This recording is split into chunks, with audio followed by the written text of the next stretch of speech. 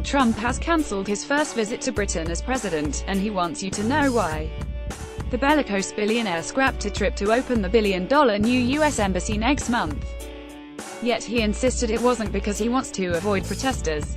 Instead, he claimed it was all the fault of Barack Obama's administration for selling the old embassy for peanuts, adding, "Bad deal. There's just one problem with that." The new embassy was announced and approved under the leadership of George W. Bush, who, just like Trump, was a Republican. George W. Bush was still in office when an agreement to build the embassy was signed. Image, Reuters. The new embassy in Nine Elms, South London, is said to have cost more than $1 billion.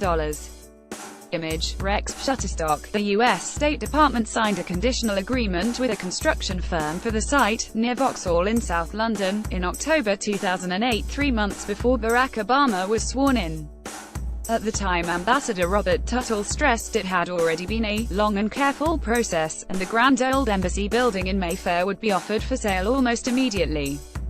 He added, back in 2008, we looked at all our options, including renovation of our current building on Grosvenor Square.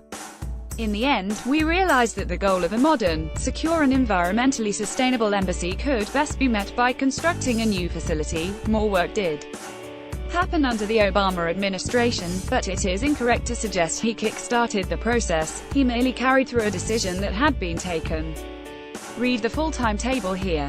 The ambassador back in 2008 said the best option after careful thought was a new building. Image, Rex, Shutterstock. It's now thought the high-tech building will be opened by Rex Tillerson. Image, Rex, Shutterstock. The news of the cancelled visit was revealed by the Daily Mail, and Trump tweeted this morning, "Reason I cancelled my trip to London is that I am not a big fan of the Obama administration having sold perhaps the best located and finest embassy in London for peanuts, only to build a new one in an off location for $1.2 billion. Bad deal. Wanted me to cut ribbon?" No. Other parts of his statement are also misleading. Bizarrely, the US never actually owned its old embassy. Instead, it's owned by a British company called Grosvenor, Mayfair Estate, which is ultimately owned by the billionaire 26-year-old Duke of Westminster. As part of a 999-year lease from 1954, the US rented its embassy off the Duke of Westminster's empire for one peppercorn. The US then sold this lease to a firm called QD Europe, based in the conveniently low-tax country of Luxembourg, for £315 million in October 2013. You may still consider this peanuts, for one of the most expensive squares in Mayfair. But then Ambassador Matthew Barzoon insisted in 2014, the new building project is being funded entirely by the proceeds of the sale of other US government properties in London. This has always been the plan. Here's the man who actually owns the old embassy, the 26-year-old Duke of Westminster. Image, PA Wire. The Stars and Stripes flag is removed from the roof of the old embassy in Grosvenor Square. Image, Barcroft Media. Lastly, describing Nine Elms, the site of the new embassy, as an off-location, could prompt a diplomatic spat with Foreign Secretary Boris Johnson, who until 2016 was London Mayor. The site is a short walk from Westminster and the headquarters of MI6, is getting a brand new tube line, and billions of pounds were funneled into redeveloping the area into expensive flats under his watch.